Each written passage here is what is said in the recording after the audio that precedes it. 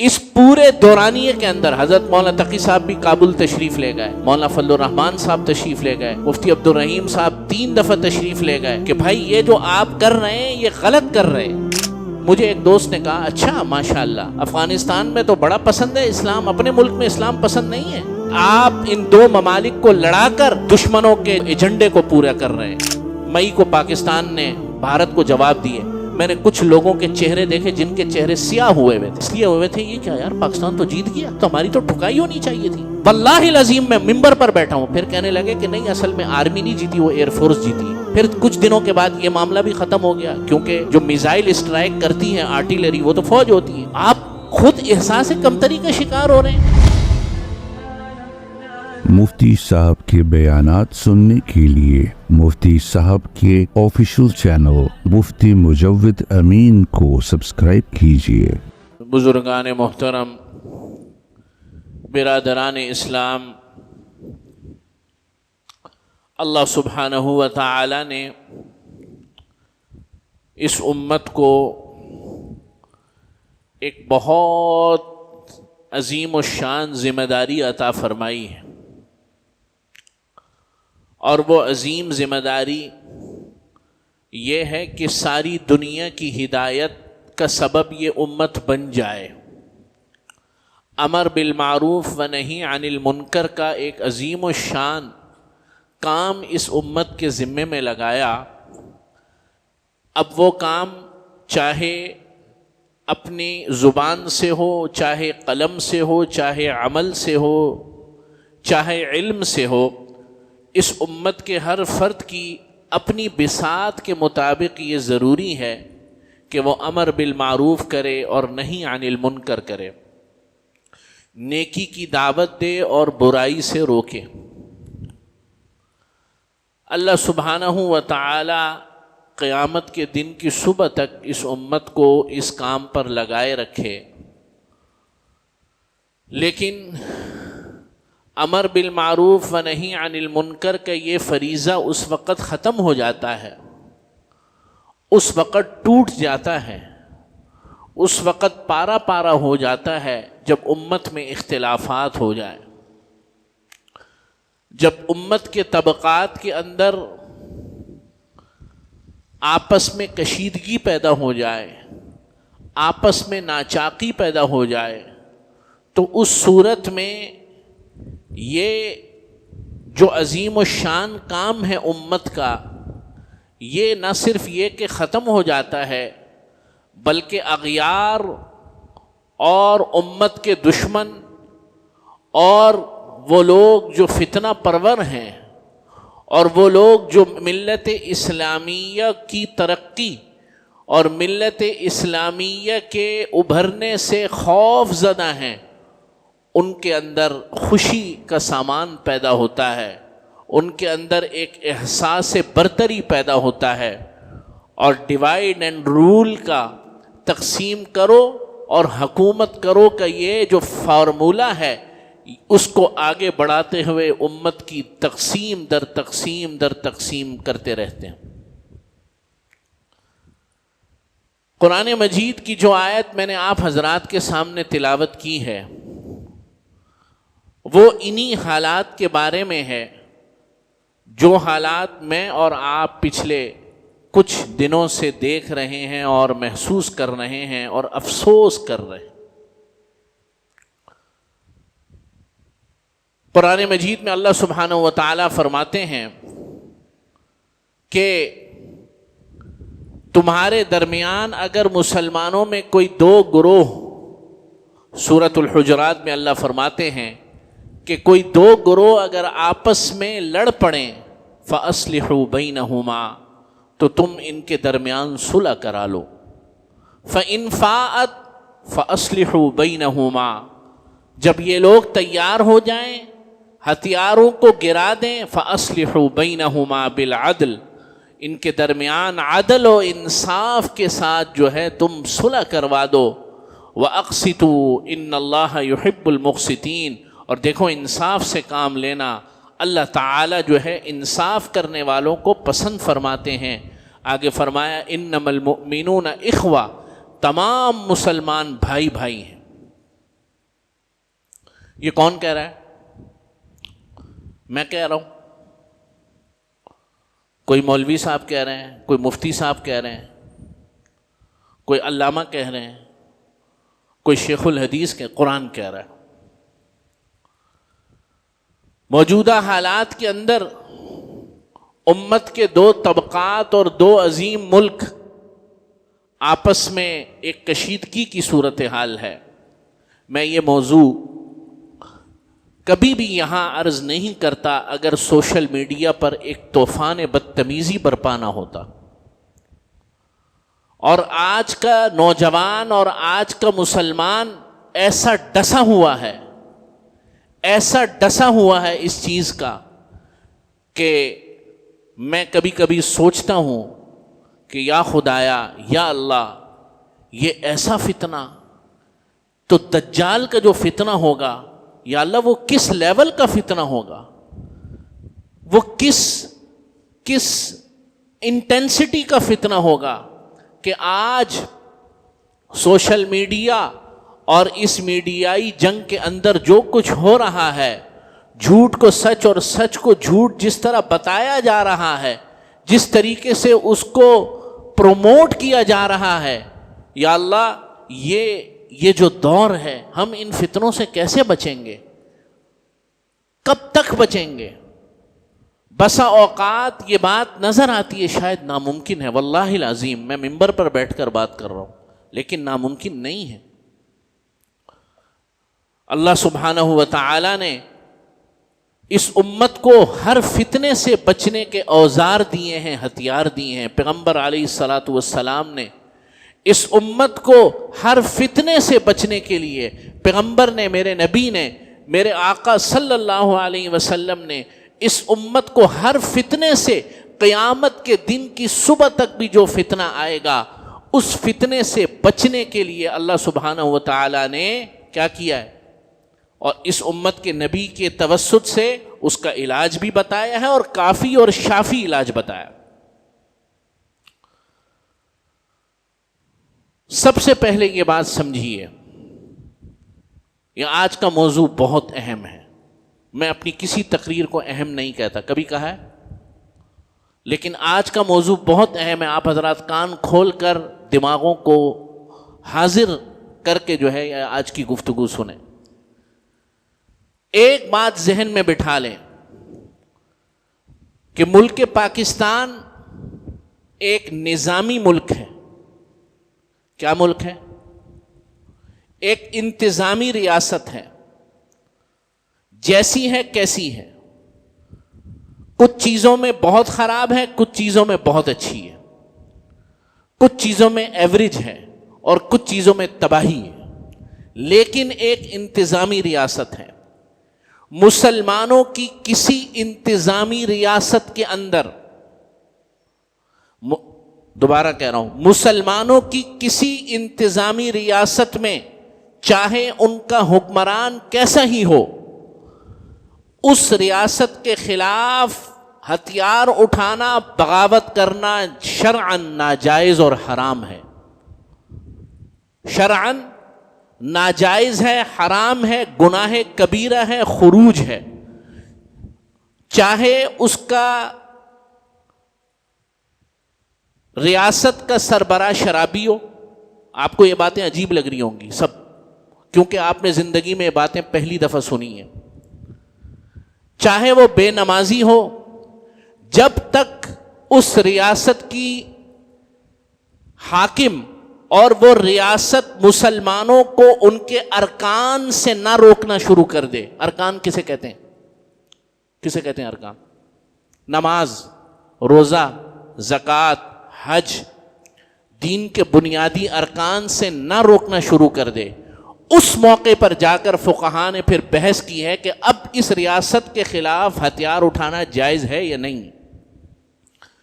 لیکن ایسی کوئی صورتحال ہمارے ملک کے اندر موجود نہیں، الحمدللہ، اور نہ ہو سکتی ہے۔ چنانچہ ایک بات ذہن میں بٹھا لیں کہ ملک پاکستان سمیت دیگر اسلامی ممالک جو اب قائم ہیں، اب جو قائم ہیں، جہاں جہاں انتظامی ریاست موجود ہے وہاں ہتھیار اٹھانا ناجائز، حرام ہے، گناہ کبیرہ ہے۔ آپ کو یہ بات سمجھ میں آ گئی؟ چنانچہ جو لوگ یہ امر کر رہے ہیں وہ لوگ ناجائز کام کر رہے ہیں اور بالکل غلط کام کر رہے ہیں، شریعت سے ان کا کسی قسم کا کوئی تعلق نہیں۔ اب میں آپ کو حضرت شیخ الاسلام حضرت مولانا مفتی محمد تقی عثمانی دامت برکاتہم کا ایک ویڈیو کلپ ہے، وہ میں آپ کو آڈیو پہ سناؤں گا، جو کہ انہوں نے تحریک طالبان پاکستان TTP کے رہنماؤں سے آن لائن بات چیت کرتے ہوئے جو باتیں کہی ہیں، وہ ذرا آپ حضرات سنیں اور اس کے بعد آگے بات کرتا ہوں انشاءاللہ۔ میں نے تقریباً آدھا پون گھنٹہ یا شاید ہو سکتا ہے اس سے بھی زیادہ ان حضرات کے سامنے صحیح موقف رکھنے کی کوشش کی، اور اس میں یہی بات کہی کہ یہ جو آپ نے طریقہ اختیار کیا ہے یہ اسلامی حکومت کے خلاف، پاکستان اسلامی ریاست ہے، اس کا دستور اسلامی دستور ہے، اس کا کام اس کو بحیثیت مسلمان کے آپ کو تسلیم کرنا چاہیے، اس کے بارے میں آپ کا ارتداد یا کفر کا فیصلہ یا فتویٰ بالکل غلط ہے۔ آپ حضرات نے 20 سال تک یہ جو اسلحہ اٹھائے اور اسلحہ اٹھا کر آپ نے بچوں کو آپ نے نہیں بخشا، عورتوں کو آپ نے نہیں بخشا، علماء کو آپ نے نہیں بخشا، اور اس کے حضرت فرما رہے ہیں کہ آپ نے علماء کو نہیں بخشا، مدارس کو نہیں بخشا، آپ نے علماء کو قتل کیا، مدارس میں بم مارے، اسلام کے نام پہ آپ نے مسجدوں کو اڑایا، عام شہریوں کو اڑایا 20 سال، اس میں آپ کیا تبدیلی لے کر آئے؟ حضرت یہ فرما رہے ہیں کے اندر آ سکی۔ میں آپ حضرات کے سامنے بلا خوف تردید یہ بات عرض کرتا ہوں کہ میری اس گفتگو کے بعد نور ولی صاحب نے خود اور ان کے رفقا نے بھی ہمارے سامنے اس بات کا اظہار کیا کہ یہ آپ کی باتیں ہماری اچھی طرح سمجھ میں آ گئی ہیں، اور مجھے جہاں تک یاد ہے انہوں نے یہ بھی کہا تھا کہ اب اس کے بعد ہم ہتھیار نہیں اٹھائیں گے۔ میں اس موقع پر جبکہ نور ولی صاحب نے یہ پیغام جاری کیا ہے تو میں ان کو یاد دلانا چاہتا ہوں کہ آپ نے یہ ہم سے یہ اعتراف کیا تھا، ہم سے بات کی تھی، ہم نے آپ کو دلائل سے سمجھایا تھا، آپ جس رہنمائی کا اس وقت مطالبہ کر رہے ہیں وہ رہنمائی الحمدللہ آپ کو فراہم کی جا چکی ہے، اور آپ سے براہ راست گفتگو ہوئی ہے، اس میں کوئی بیچ میں واسطہ بھی نہیں تھا۔ لہٰذا اب آپ کا یہ فرمان علماء سے مطالبہ کرنا کہ آپ رہنمائی کریں، یہ مطالبہ میں حیران ہوں کہ کس طرح کر رہے ہیں۔ جو یہ انشاءاللہ کلپ جو ہے میں شیئر کر دوں گا اس بیان میں پورا کا پورا۔ یہ جن کی حضرت بات کر رہے ہیں یہ نور ولی صاحب کہ جن کا ابھی یہ مسئلہ پچھلے دنوں چل رہا ہے، یہ ان کے حوالے سے بات ہو رہی ہے کہ ہم نے ان کو سمجھایا، انہوں نے کہا کہ آپ جو کچھ بات کر رہے ہیں وہ شریعت کے مطابق ہے، ہم آج کے بعد ریاست پاکستان کے خلاف ہتھیار نہیں اٹھائیں گے اور ہم اس بات پر آپ سے متفق ہیں۔ حضرت یہ فرما رہے ہیں، یہ میں نہیں کہہ رہا، یہ اس دنیا کا میرے نزدیک، اس لیے نہیں کہ میرا استاد ہے، میرا استاد ہے اس لیے نہیں، بالاتفاق عرب و عجم کے نزدیک اتنا بڑا انسان آج تک اس دنیا میں موجود نہیں ہے جس کا نام شیخ الاسلام حضرت مولانا تقی عثمانی صاحب۔ تو یہ بات آپ کو کلیئر ہو گئی کہ مسلمانوں کی کسی انتظامی ریاست میں جب تک ارکان اسلام کو نہ روکا جائے، چاہے اس کے حکمران کیسے ہی ہوں، آپ کو اس دائرہ کار میں رہ کر جد و جہد بھی کرنی ہے، تنقید بھی کرنی ہے، برائی بھی کرنی ہے، آواز بھی اٹھانی ہے، آپ کو اصلاح کی کوشش بھی کرنی ہے۔ آپ ہر کام کر سکتے ہیں، آپ میڈیا استعمال کر سکتے ہیں، آپ قلم استعمال کر سکتے ہیں، آپ دیگر تمام ذرائع استعمال کر سکتے ہیں، لیکن ہتھیار نہیں اٹھا سکتے۔ لیکن یہاں ایک گروہ پیدا ہوا، اس گروہ نے پچھلے 20 سال میں پاکستانی مسلمانوں کا اور بالعموم مسلمانوں کو قتل کیا، کوئی گروہ انہوں نے نہیں چھوڑا، مولانا حسن جان سے لے کر مولانا نور اللہ صاحب سے لے کر اور تمام مولانا معراج الدین صاحب سے لے کر، یہ تو صرف میں علماء کا ذکر کر رہا ہوں، صرف علماء کا، عام آدمی کا، فوجیوں کا، اور اسی طریقے سے لا انفورسمنٹ ایجنسیز کی بات نہیں کر رہا، وہ تو ایک بہت طویل فہرست ہے، بہت طویل فہرست. ایسے میں ہمارے برادر اسلامی ملک کے اندر اسلامی حکومت قائم ہوئی سن 2021 میں. ہم خوش ہوئے اور ہم نے اس بات پر خوشی کا اظہار کیا کہ بالآخر انشاءاللہ تعالی اب ہمارے پڑوس کے اندر امن آئے گا اور دنیا کو دین اسلام کا ایک نیا چہرہ اور دینی اسلام کی تعلیمات کا پتہ چلے گا. لیکن افسوس کہ ایسا نہیں ہو سکا اور ان گروہوں کو وہاں پر جو ہے پناہ دی گئی، ان گروہوں کو وہاں پر سہولیات دی گئیں، اور اس کا خمیازہ یہ ہے کہ جو آج میں اور آپ بھگت رہے ہیں. فَأَصْلِحُوا بَيْنَهُمَا، میں نے کہا، اور پھر اختلافات کے بعد اس پورے دورانیے کے اندر حضرت مولانا تقی صاحب بھی کابل تشریف لے گئے، مولانا فضل الرحمان صاحب تشریف لے گئے، مفتی عبدالرحیم صاحب 3 دفعہ تشریف لے گئے کہ بھائی یہ جو آپ کر رہے ہیں یہ غلط کر رہے ہیں، یہ نہ کریں. آپ اپنے ملک کو مضبوط کریں، آپ اپنی معیشت کو درست کریں، آپ یہ کام نہ کریں. اس سے ہمارے درمیان، لیکن بہت افسوس کی بات ہے، بہت افسوس کی بات ہے کہ یہ کام نہیں ہو سکا، اور آج میرے اور آپ کے سامنے یہ تمام چیزیں ہیں. میرے عزیز دوستوں اور بزرگوں، یہ چیزیں بتانا ضروری ہے. آپ کو حقیقت حال کا معلوم ہونا اس لیے ضروری ہے کہ آج دین، مجھے ایک دوست نے کہا اچھا ماشاءاللہ افغانستان میں تو بڑا پسند ہے اسلام، اپنے ملک میں اسلام پسند نہیں ہے. بڑی مضبوط بات ہے، یہ بند کر دو یار. ہم نے کب کہا کہ بھائی ہمیں پاکستان میں اسلام پسند نہیں ہے جی؟ ہمیں پاکستان میں اسلام انتظامی، ہم طالبان کی حکومت 1995 میں آئی یا قائم ہونا شروع ہوئی، اس وقت کی صورتحال یہ تھی. اب کچھ میں آپ حضرات کو بتاؤں کہ 1979 کے اندر روس آیا افغانستان میں، ہزاروں افغان مہاجرین پاکستان آئے، ہزاروں بلکہ لاکھوں، 50 لاکھ سے 70 لاکھ کے قریب. دنیا کی سب سے بڑی یہ ہجرت ہوئی، موجودہ پاکستان انڈیا کے بعد سب سے بڑی ہجرت ہوئی. ہمارے اس ملک نے ان کو پناہ بھی دی، ان کو پاسپورٹ دیے اپنے، ان کو رہائشیں دیں، کاروبار کی پوری دنیا کے اندر. میں آپ کو پورے چیلنج کے ساتھ کہتا ہوں، پورے چیلنج کے ساتھ آج میں آپ کو کہتا ہوں کہ جو تعاون اپنے بھائیوں کا ملک پاکستان نے کیا ہے، آپ اس وقت پوری دنیا، پورا چیلنج کے ساتھ کہہ رہا ہوں، کوئی بندہ آ جائے اور ابھی جو ہے مجھے بتا دے جمعے کی نماز کے بعد، میں مان جاؤں گا کہ مہاجرین کی جو مدد پاکستان نے کی ہے دنیا کی تاریخ میں نہیں ہے.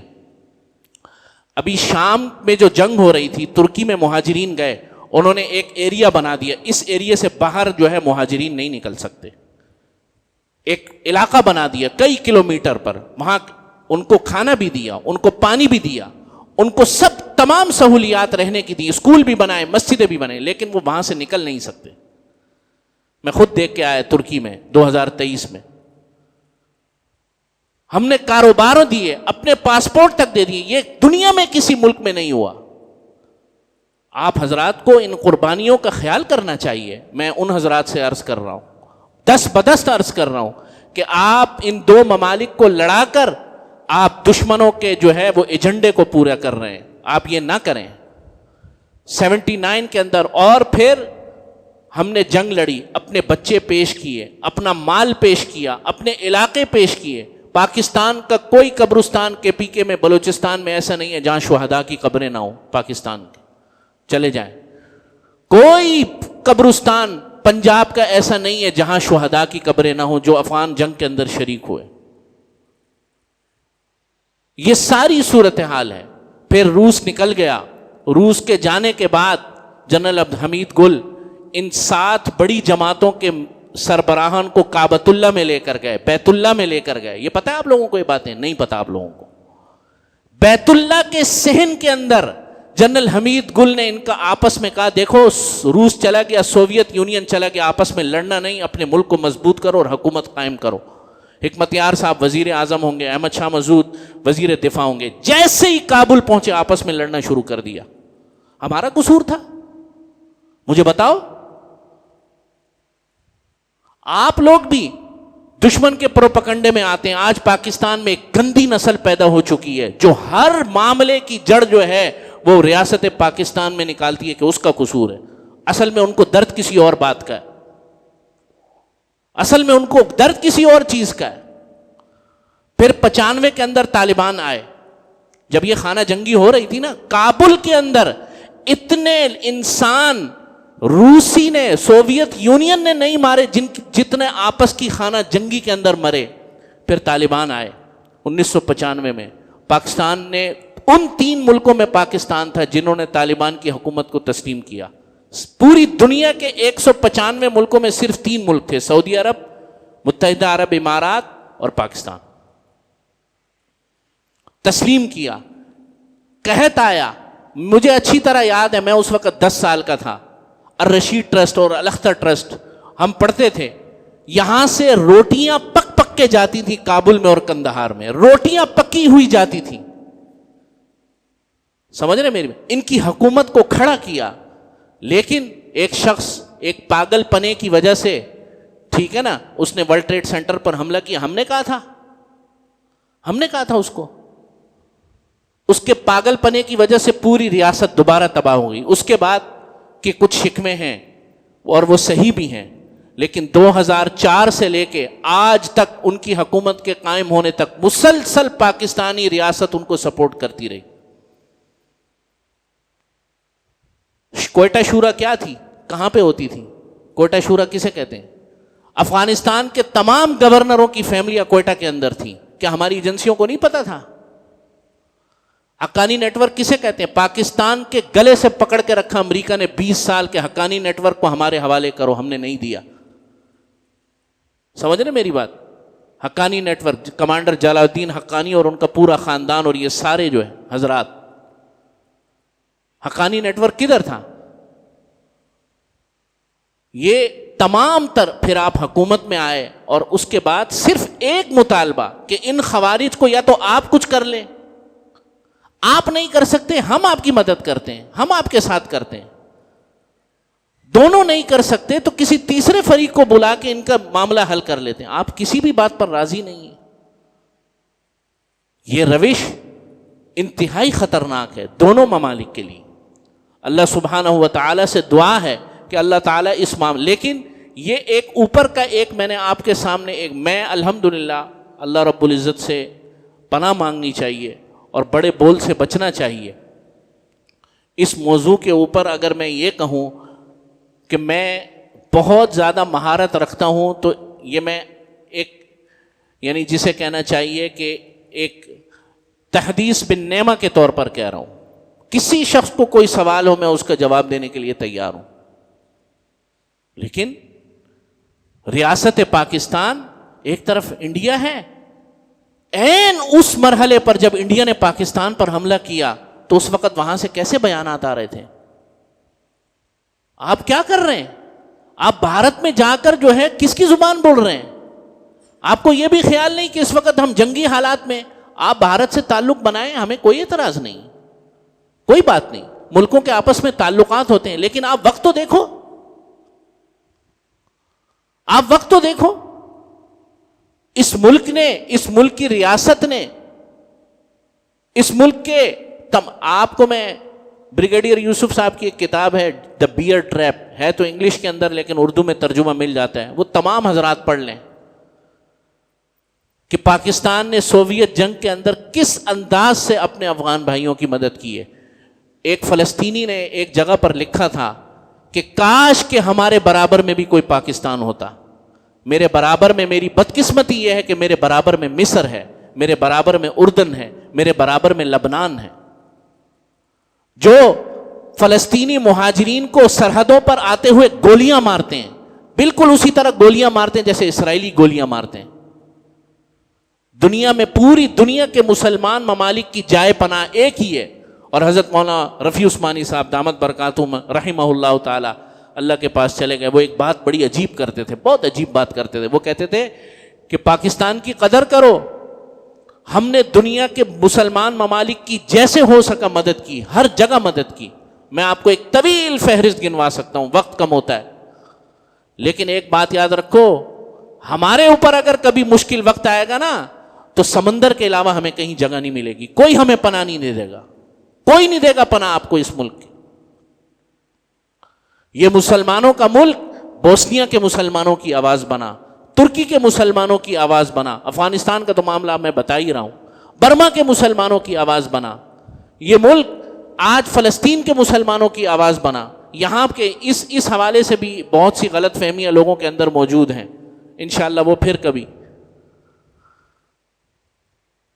الجزائر, مراکش, تیونس, یہ تمام مسلمان ممالک جو ہے یہ وہ ممالک ہیں کہ جو جنہیں نے کبھی نہ کبھی پاکستان نے آؤٹ آف دا وے جا کے ان ممالک کی مدد کی.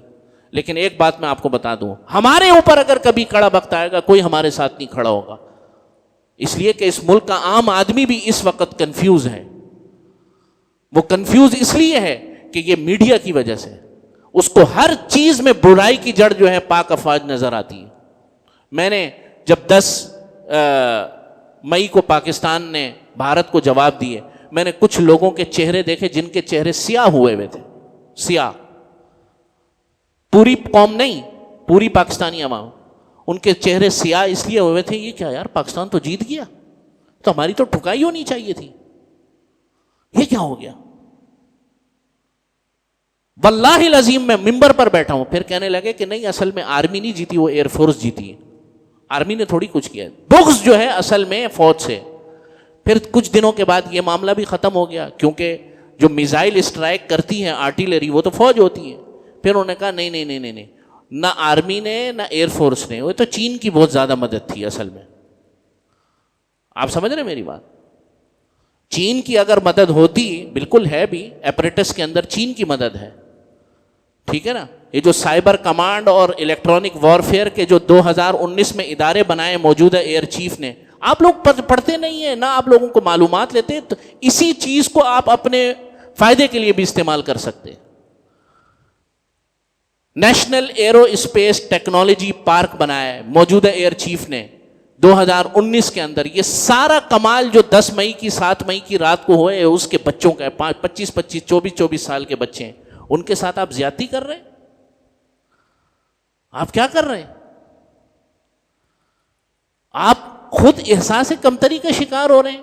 جو سرحدوں پر کھڑے ہیں جناب, پوری دنیا کے اندر سب سے زیادہ کیجویلٹی ریٹ ہے آفیسرز کا پاکستان میں.